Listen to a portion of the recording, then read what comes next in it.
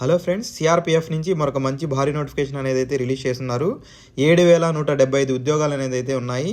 Salary చూసుకున్నట్లయితే 21,000 నుంచి 69,000 వరకు ఉంటుంది. అప్లికేషన్ స్టార్టింగ్ డేట్ చూసినట్లయితే 20 ఏప్రిల్ 2026 నుంచి 19 మే 2026 వరకు అప్లై చేసుకోవచ్చు.